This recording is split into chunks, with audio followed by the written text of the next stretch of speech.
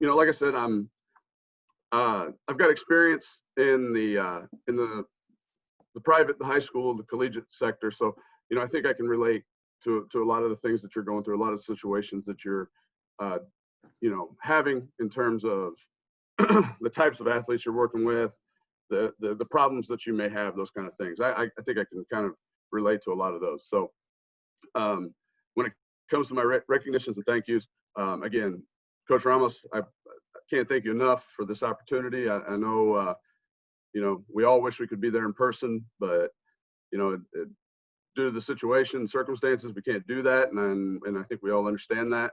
But hopefully before too long, we'll be able to, so we can all get together and chat and, do the social part of clinics that we all, I think, tend to enjoy. But, I can't thank my staff enough, my current staff, my former staff.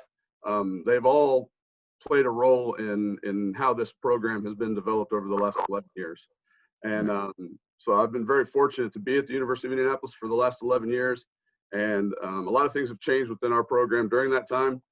The philosophy, I guess, or the principle-based type of training has kind of stayed the same, but we've made tweaks and changes along the way based on things I've learned from others and just, trying to become a better coach as time goes. But without going through every guy on the list, I will say every person on this list has a high school background in some form or fashion. They're either a current high school coach, they have been a high school coach, and now, they've worked their way up to, the highest levels of, football, strength and conditioning, LSU, Alabama. These are just good guys that I've got to know, and they do things the right way in terms of development. I think that's a big deal. So there's a lot of other coaches out there that I would want to recognize and thank. Just ran out of room. So just a brief start to this. How we train. Nothing innovative, nothing sexy. I think anybody that's heard me speak before at a clinic, or anybody that's visited and watched our guys train, there's nothing cute about it. There's no secrets. We're in a situation, and I think a lot of you guys can relate to this, where, there's typically going to be one, maybe two coaches on the floor. We've got 750 athletes total here at the university. And so we have to take the complexity of training and simplify it as best we can in order to get the best training effect that we can possibly get. I'm fortunate now where I have a full-time assistant, I have 2 GAs, and then we'll pull in some interns here and there that we feel will be beneficial to us. So everybody's got a coach. If you're an assistant, you got to treat yourself. My assistant, Matt Wagner, he's got to treat himself like a head coach. And then my graduate assistants, I've had a lot of them. They become coaches very, very quickly, and so it's important that they do a good job.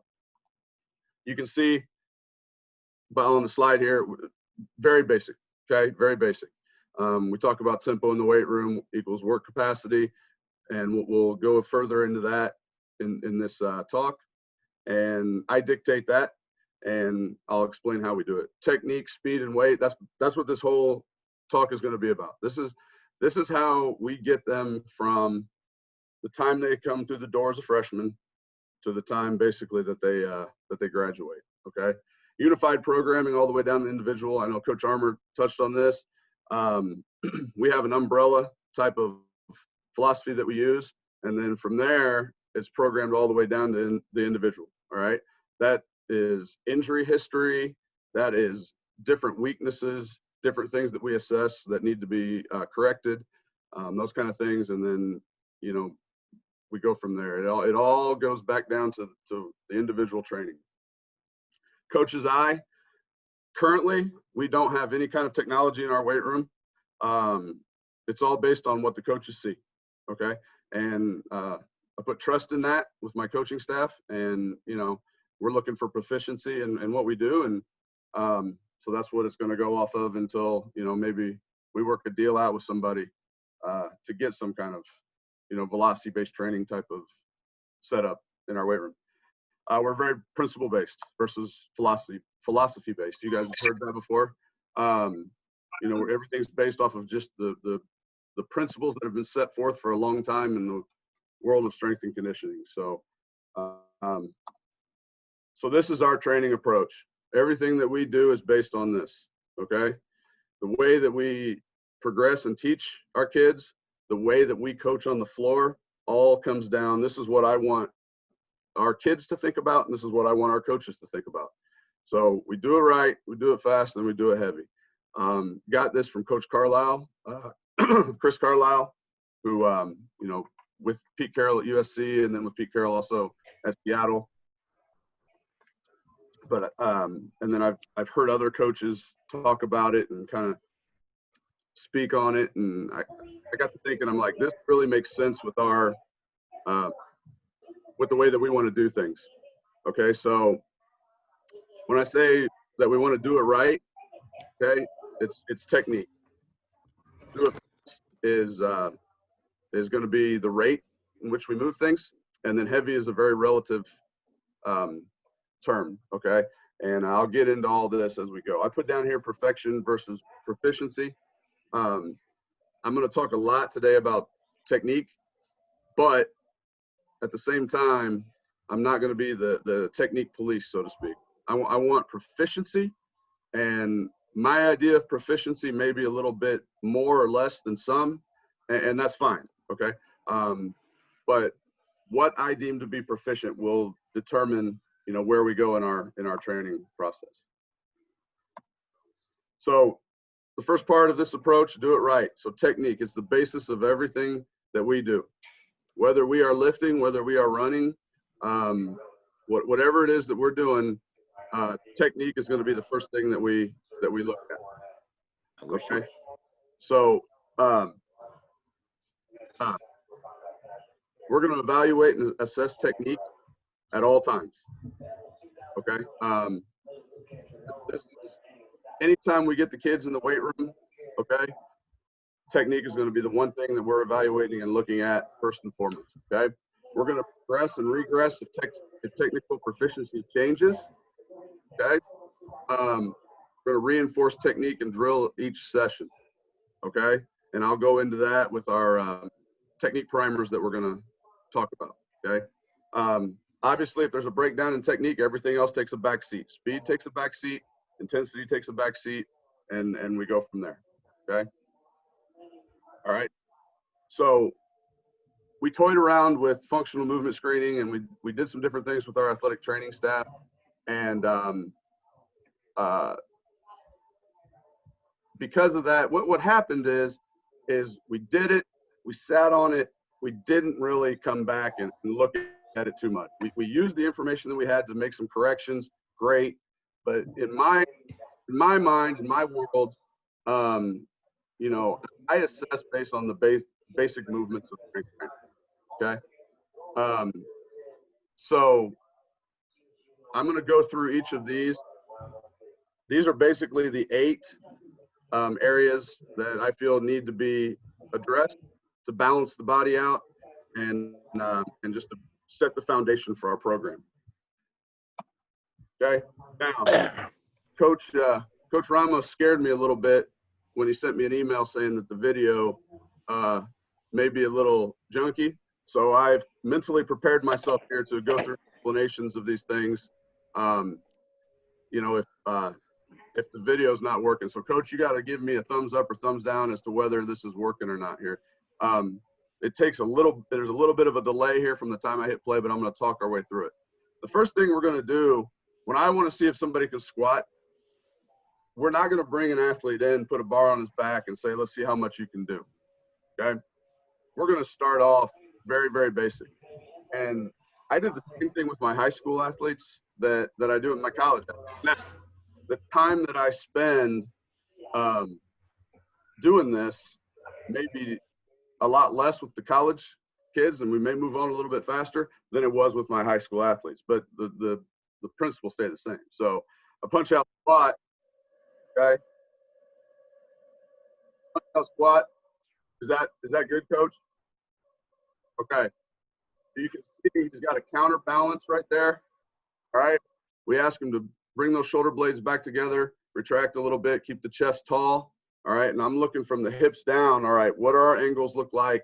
And, you know, we can talk about squatting. We can have an entire clinic on squatting alone. So I'm not going to get into every little single aspect of it. But we provide them that counterbalance, and it allows me to control the tempo. So I can give them a count, and I can watch them squat, and it gives me the ability to coach a lot of athletes, you know, doing fewer reps just by, you know, dictating the tempo of the movement. So then we move to a Superman squat, okay? So it may be hard to tell in this, but he's got a bar right across his shoulders. His shoulders are elevated, okay? His head's neutral. You can see around the top of our weight room, we've got a white area, a black area, and there's a red area underneath it. But, you know, I tell them to fix their eyes on that area, all right? Fix their eyes on that area. That'll help them to keep their head in a neutral position, okay? So the next phase of our progression is going to be Superman squat. We don't want that bar rolling down the arms. This forces us to keep our torso upright, okay? Because front squat is a very, very important part of our training, and I'll get into that more here in a little bit, okay? So goblet squat now, we bring everything in more to the center, and we expect the exact same positions to take place that we did when we had that counter weight up, okay? And obviously, this is one of my former GAs. He's now an assistant at University of Wyoming. He was a great lifter coming in, so he's a great demo guy for me to use, obviously. Then overhead squat, we snatched quite a bit when I first started. As we grew from 550 athletes to 750 athletes, I made a decision that, you know, let's spend our time doing the clean a little bit more and get really good at the clean versus being average at 2 lifts here. We still do some work in terms of the jerk. So we are getting a lot of explosive movement, okay? But still, I think the overhead squat is a great just strength movement overall.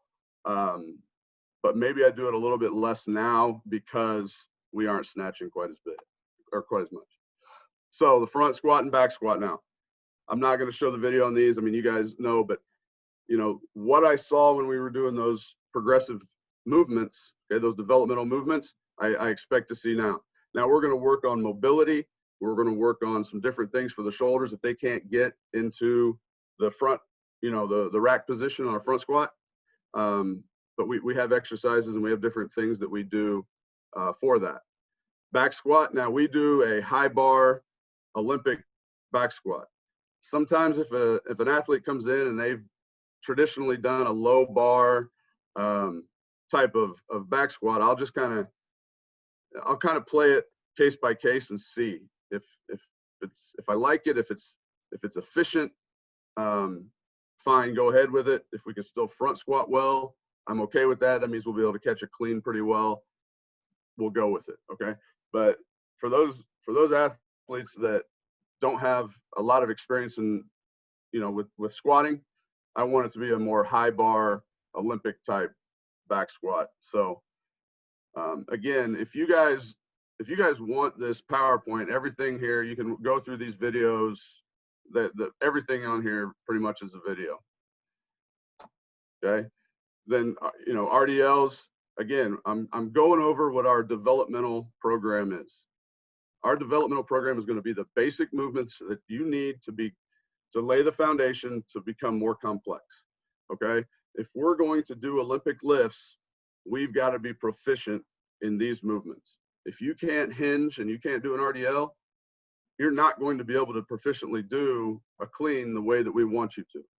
Okay, so we're going to get really good at these movements. We're going to get really strong in these movements, and then we're going to make things more complex and go from there. And I'll explain that more as we go. The difference between the two here is just he's got a clean grip in one and a snatch grip in the other, and it's just a little bit more in terms of range of motion. When you've got the bar, you've got a wider grip on the bar.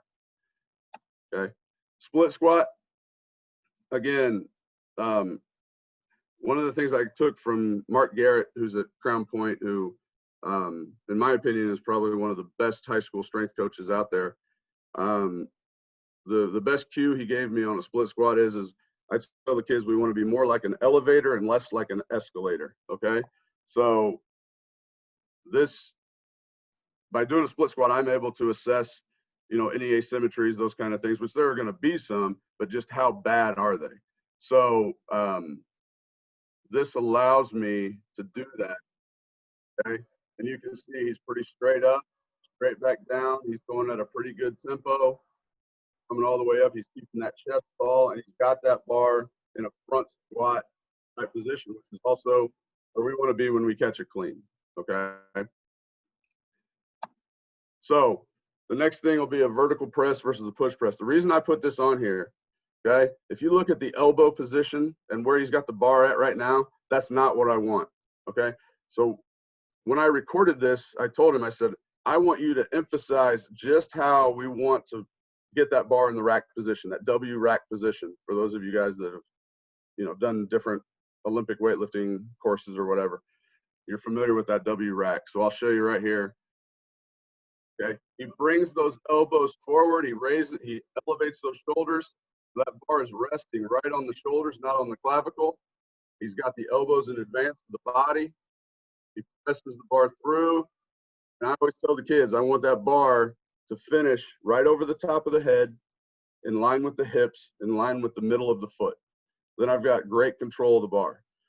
If an athlete has an issue getting the bar to that position, then we got to do something about that in terms of flexibility, mobility of the shoulders, those kind of things, because that can be detrimental. When we talk about horizontal pressing, those are kids that could possibly, have shoulder or pec injuries when it comes to doing horizontal presses. So look at all these movements and determine, what could lie ahead in terms of injury based on the way they move. Push press. Now, I'm going to show you how we kind of slow this down a little bit. I will have them,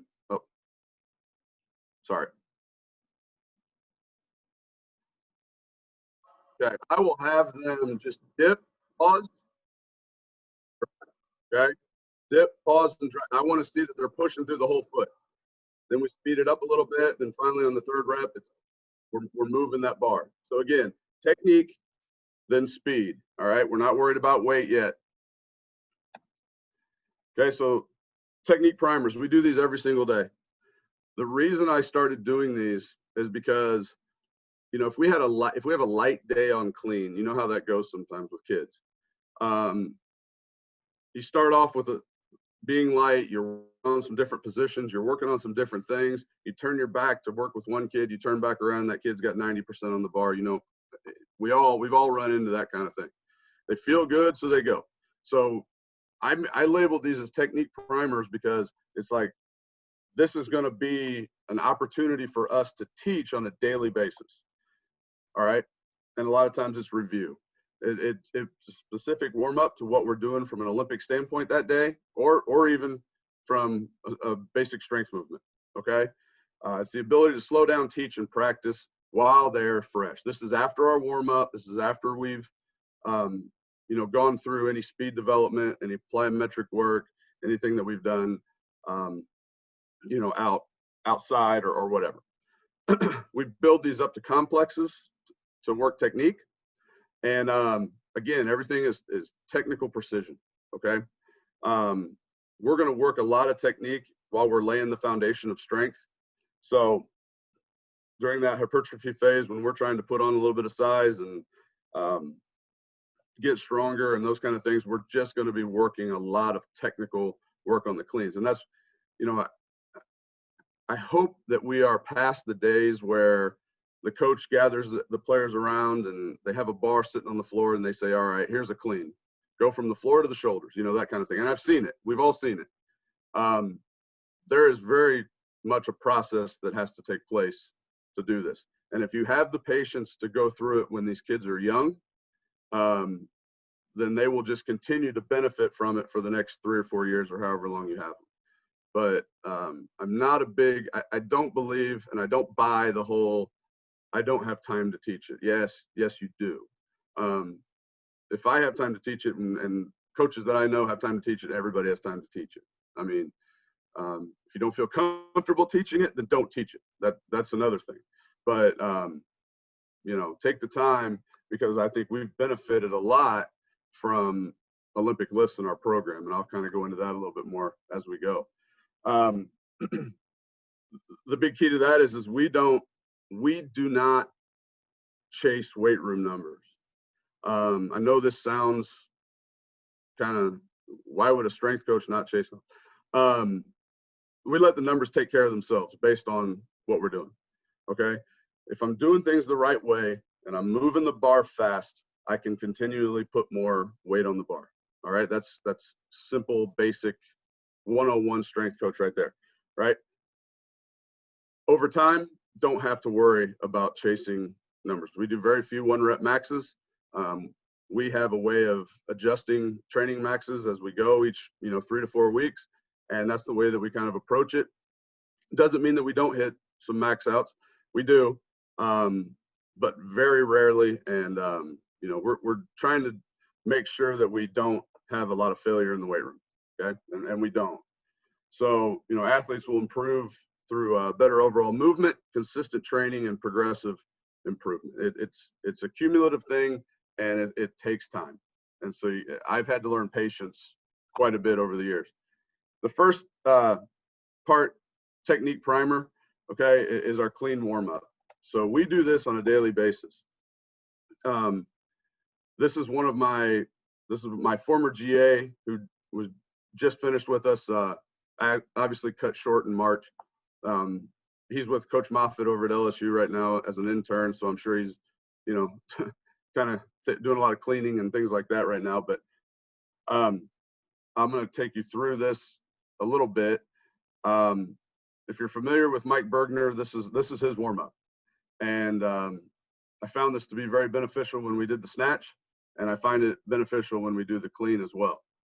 So part is just down and up. I want to get elevation on that bar. Okay, the elbows high and outside, and I'm gonna stop this video momentarily. I want to emphasize, and I make sure that our kids understand this. I'm not looking for an arm pull when I do a clean or snatch or anything like that. I don't want arm pull. Okay, the purpose of this drill is keeping the bar close to the body while pulling the body down and around the bar. Okay. The elbows are going to come high and outside as I pull the body down. So that's what I want them to understand. I don't want them to get into a habit of pulling the bar up before they rack it. And we don't. So just so you're clear on that. Okay. We go right into our muscle clean. So it's down and up. It's the elbows high and outside. And then we turn the bar over. Working our footwork with the lands. And then we go right into a front squat. If we can do all of these movements pretty proficiently, we can at least do a clean from the high hang well and work from there. Okay. So this is done daily to reinforce our patterns. And it's practice. It's practice is all it is. Okay. Sometimes before we get to that, we need to work on a couple drills. And if you're familiar with Greg Everett, and I think the book that has probably influenced me the most in my training is the Olympic weightlifting books by Greg Everett. There's 3 editions to them. It's a very simple read and very, very efficient in terms of training. So our rack delivery drill, okay, if I can get this to work. So we're going to raise the bar up, pause, be right below the sternum. We're in that scarecrow position. We are working on bringing the elbows down the bar and getting that bar into a proper rack position. We can do this all day long. We can do this for 1 set and they'll never do it again. Okay, so it all depends on where the athlete's at and if they've ever cleaned before and what it looks like. Okay, the muscle clean now is just a continuation of that, but now we're starting from that high hang position, bringing the bar up. Again, elbows high enough, bringing the elbows around the bar into that rack position that we've developed by front squatting, okay? So now a tall clean and then our transition drill. So a tall clean now becomes a little bit more advanced. You know, if we've got good footwork, if we're pretty proficient when we front squat, those kind of things, if we move the bar well, then we can work into a tall clean, okay? So here, if I can get this video to go. Starting on his toes, and he's basically just pulling his body down and around the bar, keeping the bar close, and pulling into that front squat position. It's a tough one. It takes time. It takes time. That's all I can say. You know, keep drilling those other drills. This takes time to get right. Our transition drill, this is a drill that we're able to do with one of our technique primers that works positions, okay? It allows me the ability to slow things down and get him into proper position, okay? So right now he's in the high hand position, power position, I guess. He takes the bar to below the knee, takes the bar to the mid shin, back up to below the knee, and right back to the power position. Now, what I'm going to go around doing as a coach is I'm going to coach angles, back sets, those kind of things. I want their back to be, you know, at the same angle from the mid shin to below the knee, those kind of things. So we get that proper pull from the floor, okay? And this is one of my favorite drills. Again, I got this from Mark Garrett. I take a lot from Mark Garrett, just so you guys know. But in this polarizer drill, this is a drill we do on a daily basis to get the proper bar path when we pull from the floor. Because I see a ton of kids that do cleans where bar path doesn't really, it's not correct. So we start with the bar up against the rack. He gets set up in a proper position. And again, we work with them on their proper setup. You know, their feet are in that jump stance. And the bar is up against the rack. Now, the only time the bar touches the rack on this drill is at this moment. Once that bar begins to move, it's automatically away from the rack. And that's what the kids have to understand. The back angle does not change, okay? We pull that bar to below the knee by sweeping it in, by activating the lats, okay? And keeping that back angle constant. So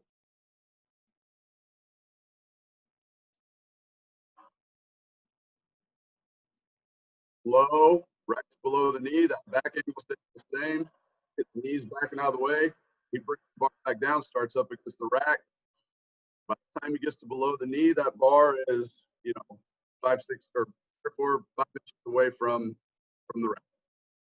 I tell him, if you scratch the rack, you're repainting it. So you better do the drill right. So our kids do a good job with this, but this is a drill that we practice on a daily basis. If we're going to pull and clean from the floor, I want it to be, you know, I want it to be done correctly. And we train a lot from blocks, and you'll see that. So here's an example right here. So after we've done all of this, we've built the foundation, so to speak, from a basic movement standpoint: squat, RDL, push, pull. You know, now we can start to train maybe off of blocks, and we do a progression where we go, you know, descending in terms of the number of blocks that we pull from. We do a lot of complexes in the beginning, and so we're working on clean pulls and all that from different levels, and you know, our kids seem to do a pretty good job with it. This is an example. Some kids prefer to pull all the way into a full clean. Others catch in that, you know, power clean position, which is about a quarter squat. We say 2-inch, 4-inch, 6-inch full. They know what that means, and that's basically quarter squat, you know, kind of between parallel and quarter, and then parallel and then full. So they understand it. But so the second part of this is now do it fast. Okay, we've now reached where I feel like we're proficient technically. Okay, now we want to add speed to the bar, because if we're ever going to add weight to it, we got to move it. Okay, we got to move the bar fast. So, but we must remain in control. And it's like when we're out doing our speed work. When we're out on the turf and we're doing speed work, I don't care how fast you are if you're not under control. If you can't accelerate, decelerate, and reaccelerate in a good fashion, then you aren't going to move well enough to play for us. Okay, so you must be able to do those things. And the same thing goes for in the weight room. If that bar is all over the place, you're moving it really, really fast, but it's not done technically well, we're taking a step back and we're going right back to the do it right portion, and we're fixing the technical issues. So the rate of speed is dictated by using tempos, and I control that. Coach Armour talked about it. We do a lot of eccentrics. We do a lot of isometrics. A lot of that's based off the triphasic by Cal Dietz. And, you know, we've spent a lot of time doing that. We do a lot of that in terms of in the beginning with very light weight so that we can coach it. If I slow things down with our basic movements, it allows me to coach a little bit more efficiently. Measuring rate, I have no idea why I put that on this slide. Speed is not more important than technique. Okay, we'll get you faster, we'll work on it, but it's got to be done well. Attention to detail is not a motivational cue, it is a daily habit in our weight room. You see it, you know, you get guys that you walk into a weight room and everybody's technique's awful, and then somebody will yell out attention to detail. If you don't have attention to detail right from the get-go and every single day from that point on, then quit yelling out attention to detail, because you're not being attentive to the details, quite frankly. So that is something that has to be daily in order to be done well. Okay, so now we can play around with some different, you know, some different variations of the clean or snatch or whatever lift we're doing. So we do a 3-position power clean. All right, and we do a lot of this. We also do 2-position. We can go a little bit heavier when we do 2. Every time they pick the bar up from the floor, it's either a clean pull or a clean deadlift. Okay? So he goes from the power position, right there, or high hang, slowly takes the bar to below the knee, accelerates, that brush point catches, but he's continuously thinking about going right back to positions that he's gone from. Below the knee, high hang, clean. Okay, and they start to think these things through, and boom, all of a sudden it becomes pretty fluid. Okay, now we got a complex here I just like to share. Sometimes I'm a little all over the place, but this is a complex that we use for the jerk. You know, I don't think it's enough to just go push press into split jerk. When I'm figuring out the dominant leg for the split jerk, what I'll have them do is I'll bring them all in and I'll say, all right, everybody take a knee. And then I'll start talking to them. And the whole time I'm looking at them, whichever knee they put forward, when I tell them to take a knee, that's their dominant leg. Okay. It's an easy way to figure it out. Because if you make them to start thinking, they're going to think, well, maybe it's the right leg. Maybe it's no, take a knee. Okay. Whichever leg comes forward, that's their dominant leg. Okay. So that's how we start this. And there's a lot more to that than that, guys. But so I'll take you through this. So we start with the jerk press. We do a lot of this. Get them into a good split jerk position. Okay, and like I said, we've push pressed. We've done a lot of different things. Push jerk. Okay, so we'll do 3 reps there. We'll then go to a tall jerk. So we're working a little bit faster. All right, then we'll bring the bar down. Good rack position. Split jerk. Okay, and again, technique, speed, then we worry about the weight on the bar. Sometimes the weight on the bar doesn't happen a lot with some of these lifts, and that's fine. Okay, so now we got an athlete who's about 180 pounds here, you know, and we're thinking speed here. He's got the technique down. He's pretty proficient. Now we're thinking speed. Okay. All right, and we correct any mistakes he's made from there. Okay, and if we have to take him back a little bit to fix something in terms of his pull, then so be it, we will. Okay. So the third part of our approach is the do it heavy. Okay. And I put always in that order, no exceptions. What I mean by that is the do it right, do it fast, do it heavy. It's never going to be another way around. Okay. I don't want to see a kid come in and do a horrible, heavy back squat that could get them hurt. Okay. I think we do a good job, knock on wood, of keeping our kids healthy. And a lot of that has to do with the approach that we take on a daily basis.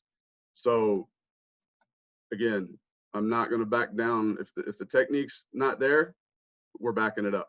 If it's a max day and the technique's not there, we're still going to back it up. And I'll get into that a little bit more here in a second. But again, it's a relative term.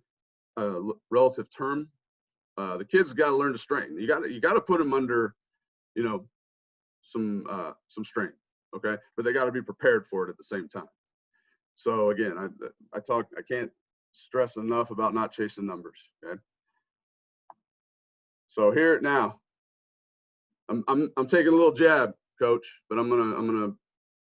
This is a Manchester alum that I had working for me, named Nate Burke, who did this video. Okay, and I sent this to Nate, and we laughed about it. He shot the video on this week. So this is the first kid in our program that we've had do a 500-pound front squat. And this is our current running back. And I hope to God that we can have a season for many, many reasons, but especially for this kid because he's a senior running back. He's put in his time. He's done a great job. But anyway, Nate, who I'm going to go back to as soon as I show this video, took the video on this. All right. So bear with me. Okay. Bear with me on this. Now, it doesn't help that we put a 6 tight end as a side spot either, but he probably should have been over to the left a little bit. Okay.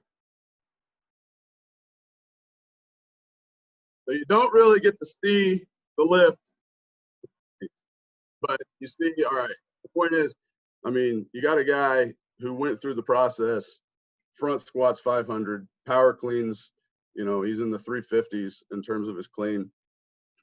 But anyway, I wanted to throw that out there because with this being a Manchester clinic, Nate, who's an alum, did an outstanding job for us. Outstanding. He's a phenomenal coach. He was here as an intern for a summer, then spent 2 years as a grad assistant. Relentless, tireless worker. If you have that, I can sit back, kick my feet up, and know that everything's going to be okay if I've got guys like him. And I don't, but I could. And but he went from being a GA immediately to getting a head coaching job at Western Boone High School. So he's the head strength coach at Western Boone High School right now, and he's going to do a phenomenal job. And I can't wait to see how they do under his tutelage. But I wanted to take a little jab there at first, but then let you know that, man, what a great kid and just a great young man that's really done a great job for us, benefited us a lot. I've learned a lot from him. He's going to do an awesome job. And I think, part of that is, the job that you guys did coaching him. Again, relentless, tireless worker. Can't ask for more from a kid. So wanted to throw that on there. And I mean, I like, sometimes let's not lie. All of us like to show off our kids a little bit sometimes. This kid was a pretty strong dude coming in. It's not like he was weak and we taught him everything. He was a strong guy coming in. Don't worry. Coach Happ did a great job with him at Lawrence North. So I'm not taking credit for this, but I think it's pretty cool. Okay, now another kid. This is our school record on the clean. It's a 385 clean. Again, very strong kid coming in, did a great job. We had to clean up a few things technically, but this kid is so twitchy and so powerful that he was able to do this. Okay, this is a 385 clean, pretty fluid. Could have done a lot more. The kids are begging me. He's begging me to move up and weight. Nope. I know you're explosive. I know you're fast. 260 pounds. I don't need to see any more. You're good. Let's go. Let's go play football. So that's kind of the whole do it right, do it fast, and then eventually we can do it heavy, but making sure that we're doing it heavy with good technique. So a question that I get, and one thing that I spoke on in a clinic a couple of years ago was high school coaches were saying, well, what do you see when you assess guys that maybe, you know, we can work on and do better? And here's what I'll tell you, for all the high school coaches out there, a lot of these things I don't know that you would have the ability to really fix to the extent that we're able to, just because of the situation. Okay, you've got a lot of 3-sport athletes. You've got a lot of kids who don't get to spend a ton of time in the weight room, and when they do, there's 100 other kids in there with them. So that becomes difficult. Okay, and I understand that. I was there, and but I will say when we bring them in, okay, a lot of times work capacity and aerobic base is going to be one of the biggest things that the tempo in which we work is the biggest shock to a lot of the kids. We work at a pretty rapid pace in about everything that we do, and I will slow that down when it's a heavier day, when the intensities are higher, and you know, but I'll have control over all that. But when it's time to go in the weight room, I mean, we do a lot of supersets, we do a lot of different things, and we try to move. And you know, there's a conditioning component, so to speak, in a lot of what we do. Basic movements, mastery versus weight. A lot of the times the kids are very focused on the amount of weight that they put on the bar versus how they move it. Okay. Posterior chains. And I talked to a lot of coaches, Coach Moffitt at LSU. It's like, even the kids that he gets, it's like, you know, they don't have a backside very much. But again, that's a hard thing to really train a lot of when you've got a lot of 2-3 sport athletes running through your building. That's, I mean, you know, there's not a ton of time to train. You have to pick what you think, you know, is the most important. So common injuries are the same for everybody. I don't care where you're at, who you are, you know, you're going to have, there's going to be some kids that come in with some disc issues, some shoulder issues, and soft tissue. It's just the way it is. Physical preparation, ability to handle body weight. When we get them out on the field and we start, you know, accelerating, decelerating, and asking them to hit certain positions so that they can maybe come back and go a different direction with our multi-directional work, they have a hard time doing that. Okay, they have a hard time with the stiffness factor and shifting body weight and all that kind of thing. And but that just takes time. Okay, and that's where our ability to get them and have a full off-season program with them only being 1-sport athletes, that's where we get the ability to do that. Now, obviously, I'm a huge fan of guys playing a lot of sports. I think that's extremely important. I'm glad that they do. I have no problems backtracking some of the things that need to be backtracked when they get here to UINDY to fix some of these issues. I have no problem with that. How do they move, and are they coachable? Knowing our coaches, they're going to move pretty well, and they're going to be pretty coachable if we're going to recruit them. Okay, so the next slide here is just when we're preparing to do weightlifting variations, okay, this is what we need to be proficient at, in my opinion. All right, so when we clean, I better be good at the front squat, the RDL, any pulling movements, and the ability to jump and land. Okay, the ability to absorb force, those kind of things. Okay, jerk, snatch, basically the same. Core strength and stability, posterior chain, again, things we're going to work on. Okay, our warm up, Coach Armour talked about, you know, you got a good 20-minute, your warm up should be about 20 minutes. That's what we've got here. We break it up in different phases based on what we're able to do that day. Sometimes we can only do 1, 2, and 3, and then we get right into our lifting. Sometimes if we're out on the turf or if we're out in the indoor or whatever, we can do all 5. So we're always going to start with some mobility work, and mobility is done on a daily basis. Okay. Some soft tissue work, we do that very quickly. The guys, you know, you look at the science, is it, you know, do you do it before? Do you do it after? We do it both. We do a little bit in the beginning, and you know, the guys like it. All of our athletes like it. We have a stationary warm up. This is our weight room warm up. This is what we do when we're inside the weight room, but we also do it when we're out on the field. A lot of muscle activation, dynamic mobility. We'll add a little bit of static work in there, just a little bit, and it's fine.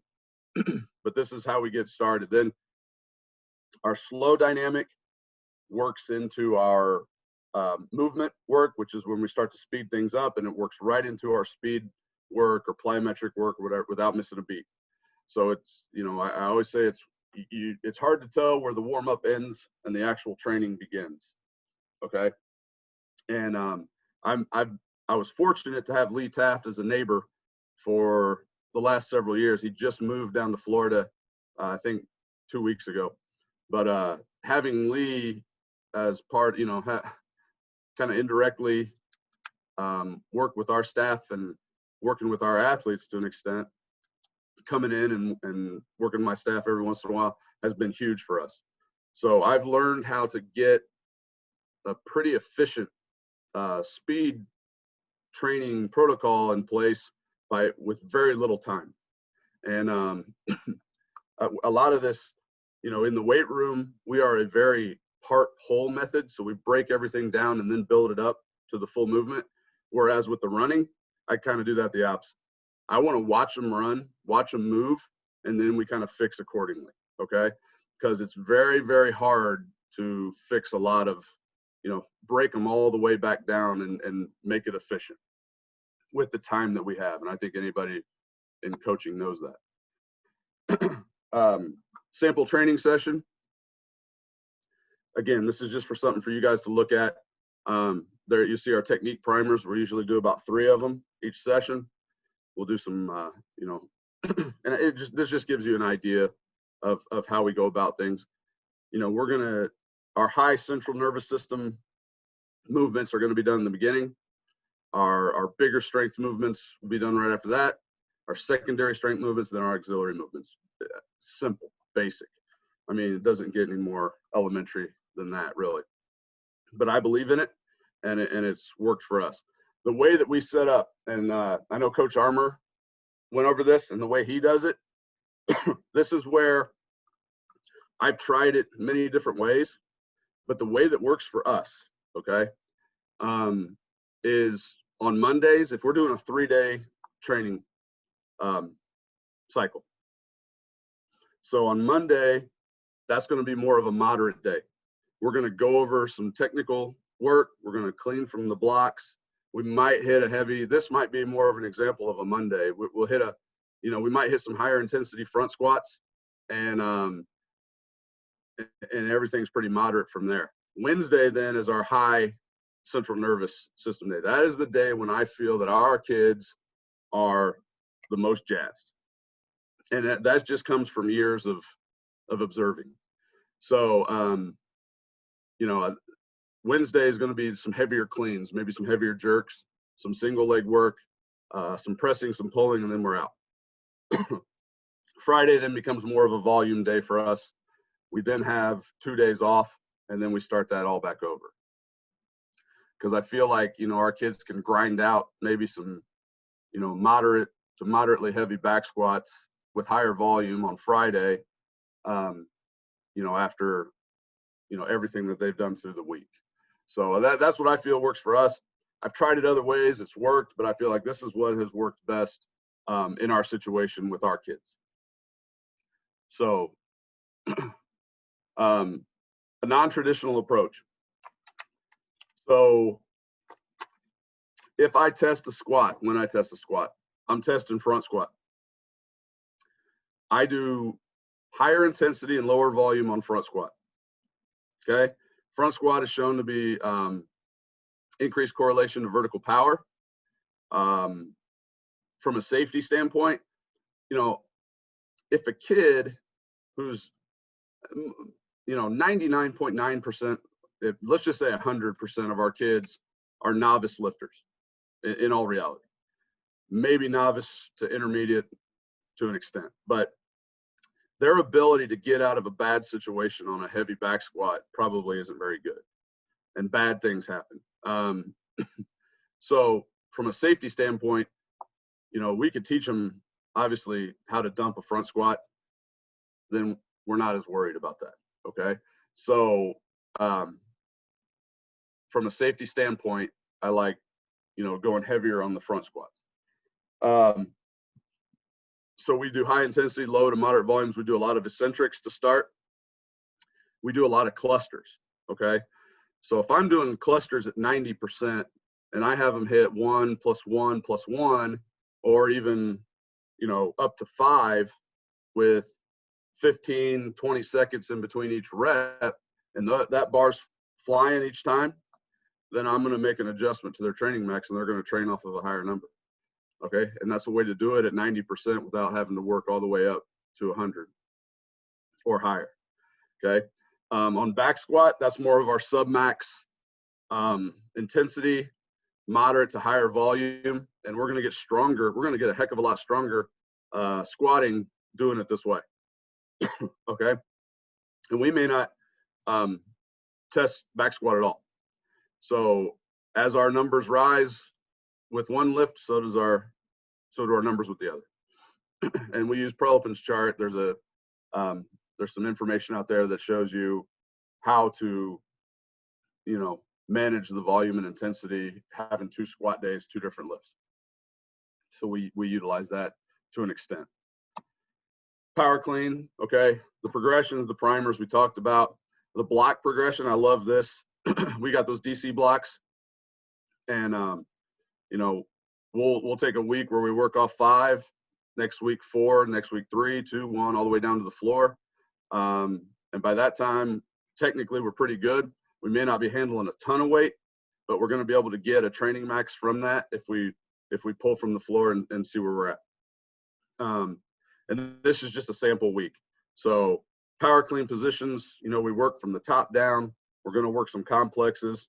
We might work off blocks. It's going to be more of a moderate day.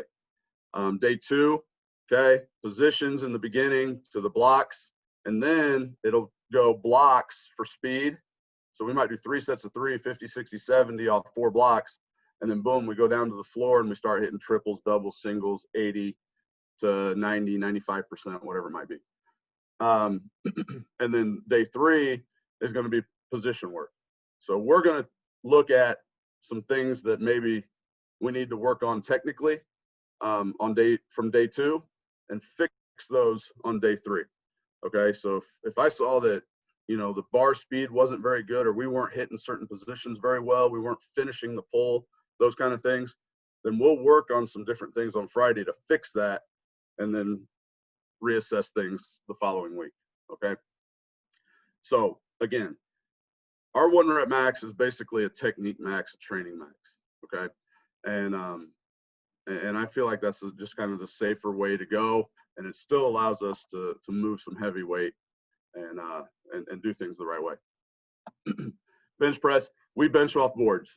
Okay. We had a year where we had some labrum issues, and as many of you guys who've worked with head coaches in the past know, sometimes that's a difficult thing. And you know, when you have a few labrum tears during the season, you're going to get your ass chewed by your coach, and you know, it's the weight room's fault.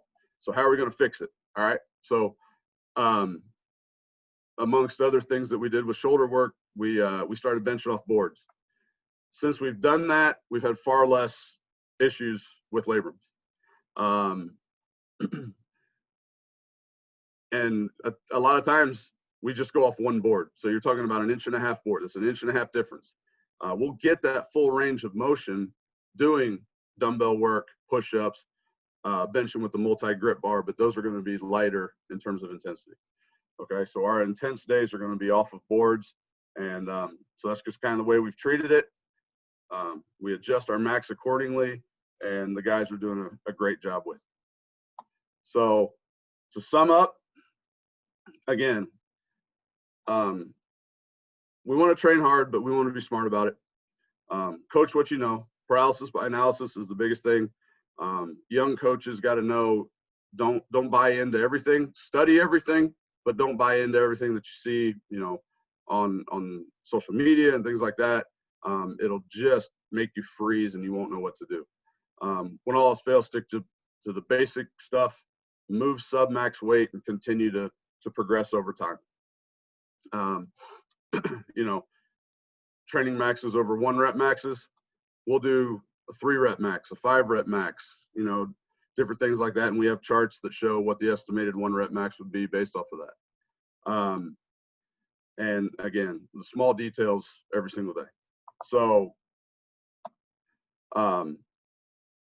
again, anytime anybody wants to come visit, obviously now is not the right time because of the situations that we're in. I love having people visit because I like to be able to sit with them for at least a half a day or so and go over a lot of things. But feel free to call me, text me, email me. That's fine. I mean, I try to get back to everybody who gets in contact with me within 24 hours if I can. We're extremely busy right now, which is a good thing because it's a good thing to be back to work. But 12 athletes in the weight room at one time becomes a little bit daunting, and we're on the floor every single hour for about 12 hours a day. But I will do my best to get back to anybody that has any questions. And like I said, thanks again, Coach. I appreciate you putting this on.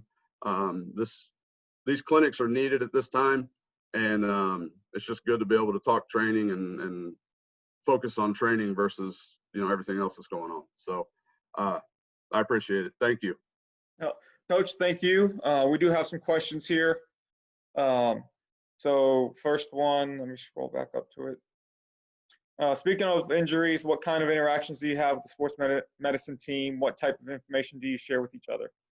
Everything with our sports information staff. We get injury reports daily for every team. My assistant, Matt Wagner, he is my return to play guy. So anybody that has adaptations to the normal training that we're doing that day, he's going to either do or assist me with, and we kind of work back and forth with that. But he is my return to play guy, and we work daily, hourly with our sports medicine people. And our sports med group has done a great job of helping us, in terms of getting back onto campus and doing things the right way with the COVID going on and allowing our athletes to come back, train, and be healthy. And, we've been back for 2 weeks now, haven't had a kid test positive. I can't speak about what they've done enough, but yeah, we're tied at the hip with our sports med group. Next question here, talking about tempo and pace of the workouts, how long is each session, just weight room, and what is the average number of movements being completed, and then in parentheses coming from a high school coach? Yeah. Right now, we tend to get about 9 to 10 different movements in about a 45 to 50 minute time frame. When I was a high school coach, that number would be about 4 to 6 movements in about a 35 to 45 minute time period, because with the high school setting, you got to have the time to let them go, change clothes in the locker room. I used to sprint with them down the hallway to get them in the weight room, and then we're going to sprint back to change to get them. And I got my butt chewed many times for tardies and things like that, but I learned. But man, I would say, all right, what is our most bang for the buck movements on this particular day? And that might only be about 4 movements, but man, we're going to get good at them. And then we're going to address some other things after school or before school if they're not a multi-sport athlete. All right, next question. How do you adjust training maxes, since you mentioned not using 1 rep testing? How do we adjust them? Was that the question? Yes. So we'll either go like a 3 rep or a 5 rep. Most of the time it's going to be a 3 or 2 rep max. Okay. And that's going to be based off of percentages. And so if I'm hitting a certain percentage for 3, all right, then we go off of a chart that we have that I think most of you guys are probably familiar with. That's going to give us what the new estimated 1 rep max is going to be. I'm not going to lie. There have been times where, you know, I see a kid hit 90% for a couple reps, and I mean, the bar is just flying, and he just looks at me like, you know what to do. Okay, let's adjust his number up. I keep things very conservative in terms of numbers. Our training isn't real heavy all the time. I mean, you know, we get a lot done with sub max weight, but those you know, those 2, 3, maybe 5 rep maxes will be the determination on how we adjust the training max. And like I said, it's a training max, so it's going to be you know, they're going to hit percentages and numbers and weights that they are able to complete and get without failure. I mean, I'm not big on having a lot of bars crashing in the weight room, to be quite honest. So.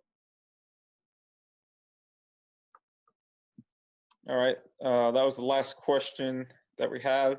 So thanks, Coach. Appreciate it very much. And you know, unfortunately, I did not coach Nate Burke. So if I had, he would have had a better angle for that. But still love our Manchester alums. Yeah. Thank you, Coach. I appreciate it, and I appreciate everybody getting on here on a Sunday.